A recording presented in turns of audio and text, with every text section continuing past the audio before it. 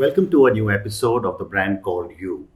I've brought some very, very interesting people to you over the last few months. Today, I have a friend and a neighbor, Shilpa Sharma. Shilpa, welcome to the show. Thank you for having me here. It's a pleasure. Shilpa is from St. Xavier's, Mumbai. She's an MBA from Mumbai. She's worked for Lintas, Cadbury, Marico, and Fab India. And she's an entrepreneur. So, Shilpa, talk to us a little bit about your early life, your early career in the corporate world, and then what made you become an entrepreneur? Early years were spent wanting to do something out of the ordinary. I mean, I grew up in a conservative Punjabi family. Good girls didn't go out to work. And you basically built a life around being good daughter, good mother, good wife, and so on and so forth. But I was quite determined not to end up being that person. Early days, there were some battles to be fought at home, which I did. But they held me in very good stead. I started my career in advertising, realized very quickly that that was not quite what I really wanted This to was do. Lintas. This was the Okay. Lintas, yeah. I mean, it was a great opportunity. Absolutely. We were a bunch of like 20 management trainees, and this is way back in 1989. But I think one of the things that I've been always very conscious and mindful of is if there's an inner voice which is telling you this isn't quite what you want to Correct. be, then do something to change that. It's not about learning to live with a situation. So I moved very quickly to brand, and Cadbury was great. In many which ways, because I also met my husband there. But Okay. that also meant that my tenure with Cadbury's didn't last for more than about a year and a half. And then he continued, and I moved on to Marico. Marico was a great opportunity Yes. because it was one of the most progressive Indian FMCG companies, agree. and they were winning awards for organization culture and people orientation year after year. It was a great time. I spent 4 years there. Got to work on a Parachute, the big story. Yeah, quite an Uh, iconic brand. that Yeah, was. quite an iconic brand. And then, but the thing is that there was always something gnawing at the bottom of my heart. I mean, there was this mindless amount of number crunching that one had to do all the time. And then end up in a situation where you always had to agree with the boss because the boss is always right. I think the time I took a year off when my son was born, and in the course of that time, I mean, chance meeting with William Bissell at Fab India many years ago, translated into an opportunity that presented itself. And I said, yes, this is something that I'd love to do. Always wanted to surround myself by all that beautiful product. And in September 1998, I joined Fab India. I remember reading about you where you said that you asked William Bissell, why don't you have a store in Mumbai? Yeah, And he yeah. says, why don't you open it? Yeah. So, the thing is that I think it was an opportunity. It was also the right time to be there because William had just come back from the US and had taken over the reins of the business after John passed away. And I got an opportunity to be part of the Fab India growth story. I was also that person who was never satisfied with just what I was hired to do. I was raring to go and wanting to do more and more. And I think in the 12 years that I spent with Fab India, there were many opportunities to do just what everything that I wanted to do. I didn't shy away from taking on responsibility, for decisions that I believed in. And if you're willing to be accountable and if you're willing to carry the can on your decisions, there's nothing that stops you. And that environment was very, very nurturing. And what would be some of your, say, key learnings in Fab India? Because it's an amazing brand which has now grown all over the world. It is an amazing brand, yes, and I, hold them in tremendous, in very high regard. I feel that Fab India is instrumental in making me the person I am today, Okay. professionally, and in many ways personally as well. I think some of my biggest learnings over there were really, how to stand up for yourself and take decisions, and the responsibility for those decisions. And people ask me all the time, so how did you choose to be an entrepreneur? I think my 12 years at Fab India were a stint in entrepreneurship without actually being one, right? I was an employee, but I didn't feel like one. Correct. And some of the opportunities in terms of what there is out there waiting to be tapped. I allowed myself to think of possibilities which were outside of the role I was hired to Correct. perform. But it was okay, I think to be able to launch jewelry when you're actually driving store operations, Correct. you don't hear of these things in structured, professionally run, very process driven organizations. Like I said, maybe it was about the way we were at that point in time. I mean, I got the opportunity to open about, over 100 stores in a span of 10 years. To be customer facing, to be able to understand what makes, women, largely women, tick, what they look for, what makes them happy, and what it is that we as a business could do. So I think I mean, to understand what empowerment truly means, Correct. Correct. is the opportunity that I got. Correct. And I never shied away from asking too many questions, and that I think also helped. And then, many questions. what drove you to become an entrepreneur? What Yeah, was so, that calling? Yeah, so for the kind of person I am, if there is an element of predictability in my life, and I can see, how it's going to be on a day-to-day basis, I know something's going to have to change. That's one. And the other thing is that we outgrow organizations, and we sometimes become too big for our boots. And I think my aspirations for the business became larger than the shoe I was wearing. And clearly, it was time for me to move on and chart a new canvas of growth. By then, I'd been working for other people for about 20 years. And I felt that, I didn't really want anyone else, working for someone else, cramp my style. Personal growth agendas have to be parked on the side when you're in a full-time job. And I think I was ready to move on and, do things my way, the way. And that is when Jaipur happened. No, Jaipur actually took some time to happen because my entrepreneurial journey started with consulting and followed very quickly with a small travel venture called Breakaway. And these are the two things that I was doing when a chance meeting with, Puneet Chawla, who's my founding partner at Jaipur, really, So presented this opportunity. let's go chronologically then. Yeah. Let's talk of Breakaway. Yes. Tell me about this business, and I mean, your email also has Breakaway in it. Yes. So. Yeah, so, Breakaway started off as a pet project. But the truth is that in not working full time for anyone anymore, I realized I suddenly had a lot more free time on my hands. I'm a voracious traveler. I could spend my last penny traveling. And I realized that my approach to travel, the way I like to travel, is what I want to be able to share with people. We have what we call a very beyond the brochure approach. You asked me what that means. Beyond the brochure is really looking for that needle in a haystack. So the unseen and the seen. There is a Rajasthan that everybody knows, and there is a Rajasthan nobody knows. So give me an example of what would you show in Rajasthan, which is beyond the brochure. So we take you to places like Bera and Bassi, and Kota that most people don't know about. People associate Rajasthan with, Jaipur, Jodhpur, Udaipur. And palaces. And palaces. The truth is that there are unknown leopard camps in Rajasthan, which people don't go looking for because, for them, national parks in Rajasthan stop with Ranthambore, begin and end with Ranthambore. But the truth is that there is a lot for somebody who's willing to look. Similarly, there's a beyond the brochure Assam, which goes beyond Kaziranga. There's a beyond the brochure Kutch, which goes beyond the beautiful textiles. Yeah. So, it's about extinct volcanoes. So I'm going to come back to you on Kutch, because that's a place that we have been planning to go. Okay, lovely. So hopefully you can curate it for us then. Yeah. And travel, is really very, very uplifting. I mean, I think it's taught me many things. It's taught me how to be compassionate and empathetic in a way I never was. It's taught me to see much more than what is visible. Correct. To look and not just see. And I So think tell me now, Indians are traveling a lot more than they used to. they did. And, They do. I'm also, my wife and I are very, very great travelers, and we really travel quite extensively around the world.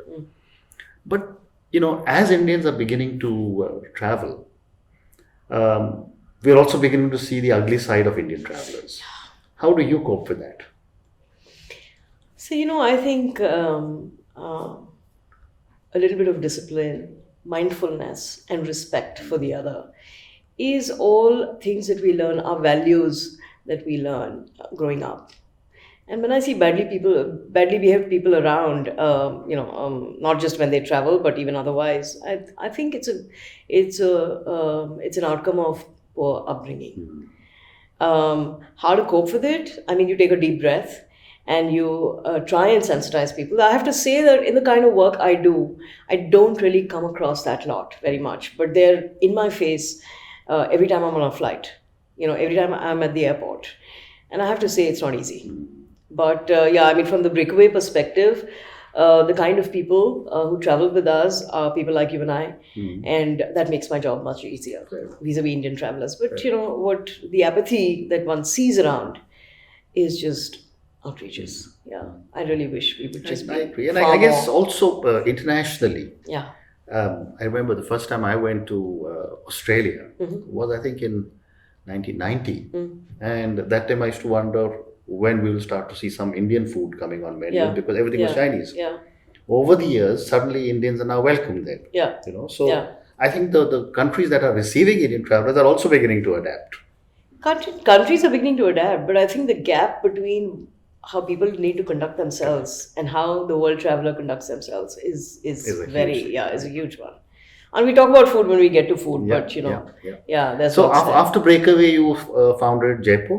Yeah, so Jaipur, I wasn't planning on it. Okay. And I was having lots of fun with doing advisory work in fashion and lifestyle and building my travel venture, which was really just me. I didn't have anybody else's aspirations to manage. And I was a happy soul. But a chance meeting, over a winter breakfast really presented an opportunity, which I thought was, worth exploring. And I'd started with, Puneet saying he wanted to do something online. He just didn't know what to sell. And, there I was, got these dreams and aspirations, for what I was doing at Fab India. Sure. And things that I believed in, which came out of very, very deep convictions behind what I felt the customer was ready for. So I said, okay, let's just give this a shot and see where we can take it. And talk to us a little bit about Jaipur. What is the scope of work you handle there? So Jaipur, I mean, I drove curation of product. I drove storytelling and communication. And basically, what the ethos behind the brand was going to be. And what is it that we stood for? Jaipur was all about India's most beautiful. Jaipur was quintessentially modern India. Okay. I mean, I wanted us to be the ambassador of modern Indian style around the world. And is this fabric alone or something more? No, it's textiles and jewelry and lifestyle product across categories, actually. Okay. And Yeah. all Rajasthani or? Not at all. It's Okay. all product from all over the country. I mean, people ask me, why we are called Jaipur. And my answer to that is that Jaipur as a city, from perspective of people all around the world, it stands for India's most beautiful in terms of architecture, in terms of textiles, in terms of craft forms and culture. And it's a good representation of everything that we wanted to be. So it just seemed. And then Jaipur is an online. It's an online site? portal, Okay. but there are 2 stores. And, the idea is to use the stores to be able to talk to audiences who are wary of shopping online and to gently nudge them into, going online. So, yeah, I mean, Very it's an omni-channel. So, you said you scaled up Fab India to 100 odd stores where you were working on 125 stores, yes. 125 stores. Yes. You're working on Jaipur and you open 2 stores and hopefully we'll see more. Yes. What have been some of your learnings as you've scaled up? Many learnings. One of the biggest learnings for me has been that if you believe in something, persist. The other thing is that, have a very, very strong reason to exist. I never ever wanted to be an also ran. So, whatever it is that you see of Breakaway, whatever it is that you see of Jaipur, and then subsequently what Poonam and I did with Mustard, the proposition, what we call the minimum value proposition, had to be unique, had to be something that nobody else had ever thought of, ever done. And that is really something that gives you a head start because, there's always someone else out there with more money or deeper pockets, who can shout louder than you can. Correct. And who'll have you for breakfast before you even wake up. So, didn't want to be that person. And I think the learning with Jaipur was that it was a swim against the tide, because the audience that we were catering to, the discerning, upwardly mobile, quality conscious audience that we were catering to, was not really spending all her time and money shopping online. So, how do you, as an online proposition, cater to an audience who's not online? What is it that you need to do to nudge them into moving online? I'd spent 12 years with Fab India. I knew Yeah. where the gaps were. Yeah. I knew what we wanted to be and what we could be, given that online was not their DNA.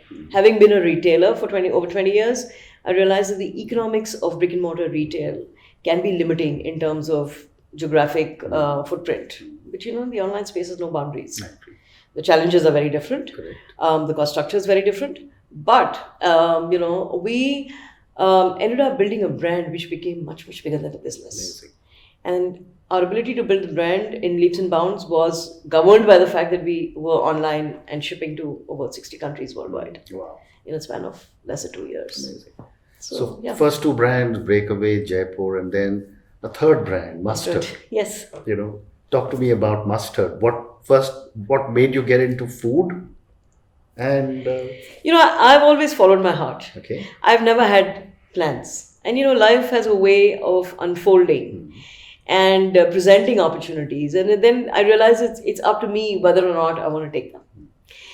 I was having lots of fun with Jaipur. It was consuming me in every which way. Yeah. And I was also phasing out of consulting. But Poonam, my dear friend and partner in my consulting practice, wasn't really part of Jaipur or Breakaway. And, she turned around and said to me, she says, you're giving up consulting.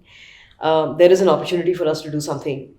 There's a longer story there, but long story short, there was an opportunity that presented itself in Goa.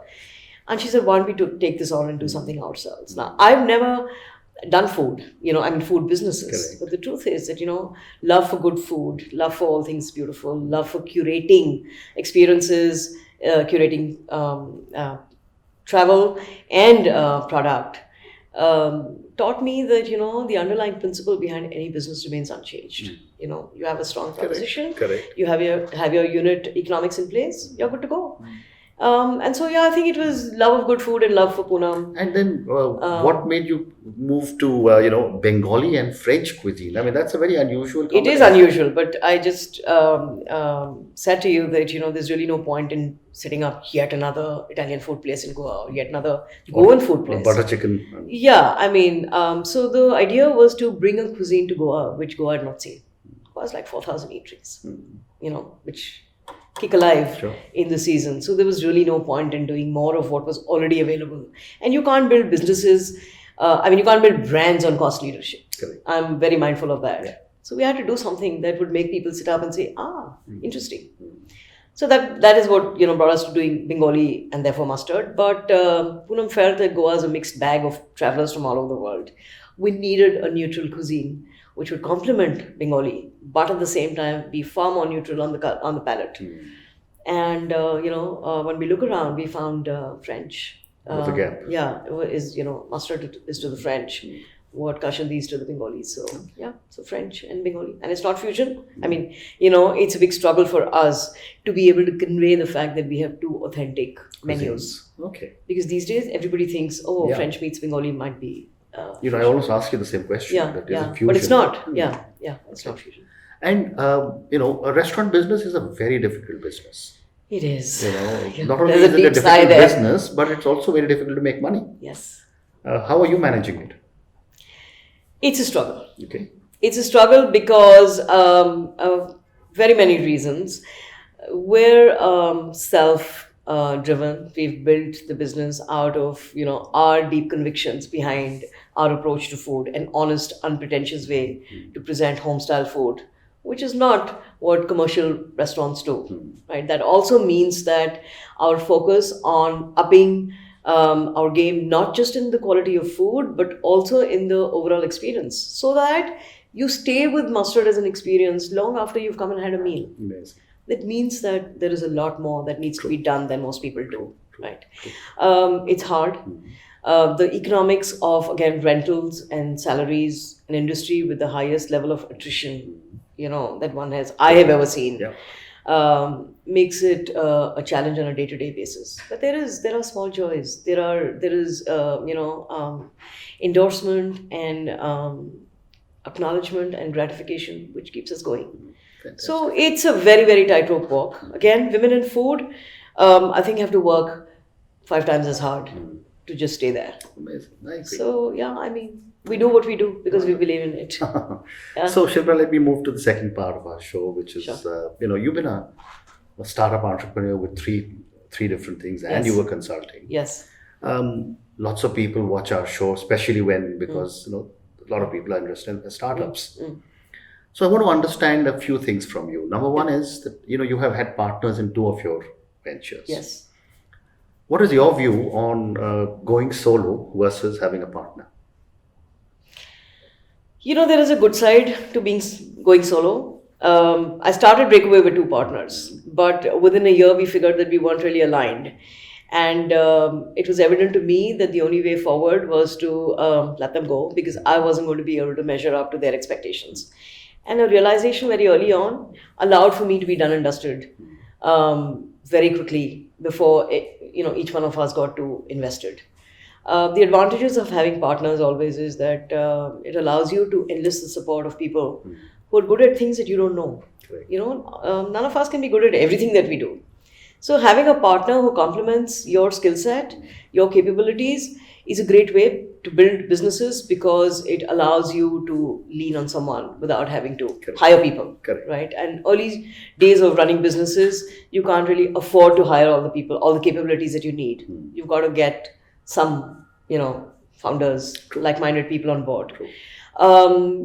Somebody gets to play good cop and the other one gets to be bad cop. If you're the sole person, then you're trying to straddle that tightrope by yourself. Entrepreneurship is also a very, very lonely journey. It is. So I think just having somebody to lean on from time to time when the chips are down, when you're having a particularly bad time, is always good. That said, I've also learned that you can't always lean on your partners. So there are dynamics that kick in. There are things that you weren't prepared for. There are personality traits that start to overwhelm. So I get asked this all the time, and I think there is no ideal way to do things. I think listen to your inner gut about people. I don't think running businesses with friends is a great idea because you can never tell the other where to get off. With Poonam and I, it was different. It started off as a professional engagement for over 10 years. And the friendship was an outcome of a professional association, which is very different from starting off as friends and then working together because it's just different. I agree. The truth is that, you can't be popular with everybody. No. And certainly not your business partner. And certainly not your business partners. And then, you start off by thinking there are synergies and then you realize there aren't. And you find a way to enlist the support of people outside the system, which is where I think mentors play a great role. Correct. Right. So tell me, with 3 startups, and I'm sure you looked at many others and no friends, what in your opinion are some of the basic mistakes a lot of startup entrepreneurs make? A lot of people these days are trying to create solutions to problems that don't exist. Problems that don't need solving. I mean, this whole piece about, bringing technology into our lives as a way of life, I think sometimes tends to push the envelope. So I think people don't spend a lot of young entrepreneurs, and I find myself saying this to them, whether in, classroom or in a one-on-one mentorship sessions, which I'm beginning to do a lot of these days. I find myself telling them to work very, very hard at their proposition. What is it that they're promising? Why do they need to make that promise? And how is it that they're going to make themselves unassailable, right? Because like I said earlier on, if you're an also ran, it's not going to last. If you don't have your economics in place, no amount of funding can save a lopsided, cost to revenue equation. Correct. So, I think startup entrepreneurs should spend a lot of time figuring out why they exist, why the business needs to exist. What is it that gives them an advantage, an overarching advantage over competition? What is it that competition is not doing a good job of? Can you make that your unique proposition. So that's one. The other thing is that people are in way too much of a hurry to raise money, and having raised money, I know that there is a Pressure to pressure. expand. There is a pitfall in terms of raising money too early on. Puts you on the back foot. Makes you give away a lot more than you otherwise would. Doesn't let you do anything on your terms. And having raised money, then the race to just hire the best talent, get the fanciest offices. People stop feeling the need to be tight-fisted. Correct. To be very, very mindful of how they spend. All of that, I think, comes back to bite you Very interesting. later on. Very interesting. And those are some of the things that. Very interesting. So now, moving to the last part of our program, a few questions for you Sure. personally. Sure. With all the experience that you have and lots of success, what would be 3 adjectives that describe you? Okay, I'm very persistent, Okay. compassionate, Okay. and I must say multifaceted. If that's Yeah, that's acceptable. if it's an adjective, but yeah, that kind of pretty much sums up the person I am. Yeah. Yeah. I get that sense Yeah. even while talking to Yeah, you. yeah. I mean, people say to me, we don't know whether to hug you or to throw you off the 4th floor. But the point is that I always I push people a lot. But I think the reason why I get away with it is because I push myself as much, if not more. And that then allows me to just, build relationships that go way beyond professional engagements. And today, most of my great friendships are an outcome of professional associations. Yeah. Terrific. So my last question to you now. A lot of us see failure, but Indians and Asians somehow do not want to talk of failure, nor do we teach children failure. I've got a new book coming out in a few months on failure. Right. What has been some of your learnings from some of your mistakes or failures? You're very right when you say that it's very hard for us to talk about our failures because somewhere we feel that it undermines Or all the makes good me things look that weak yeah, or vulnerable? makes you vulnerable, yeah. But also as we grow, as we get on, I mean, I think I'm at a stage in my life where I've learned that it's okay to be vulnerable. It's okay to be not great at whatever it is that you're choosing to do. I don't want my life to all be about getting to be great at what I'm good at, because I mean it comes with a price. Failure to manage relationships, personal and professional, teaches us many lessons in humility, in compassion, in just our approach to the way we build teams, the way we conduct ourselves in the workplace, picking and choosing your battles. You can't win them all, and I think just to be more grounded, more mindful, more respectful, and more willing to embrace circumstances. I mean, there have been circumstances completely out of my control. There have been curveballs that life has thrown at me that left me with no choice but to embrace them because there was no way to fight them. Correct. Life Correct. intervenes Yeah. in every which way, and so you say, okay, bring it on. Wonderful. There is a lesson in here for I me, agree. and up until I'm able to glean the lesson that there is to learn, I will allow myself to roll with the punches. Terrific. And I just think that it just made me the person I am today. So, Fantastic. yeah. Shilpa, thank you very much. That's been an absolutely incredible conversation. Thank you very much. And of course, a special thank you to you for making that additional effort of introducing so many more women.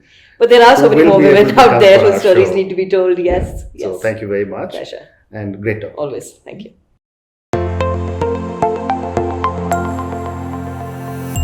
Thank you for listening to the Brand Called You podcast. Be sure to visit tbcy.in to join the conversation, access show notes, and discover fantastic bonus content. You can follow us on YouTube, Twitter, Facebook, and Instagram. Simply search for The Brand Called You. Thank you and see you next week.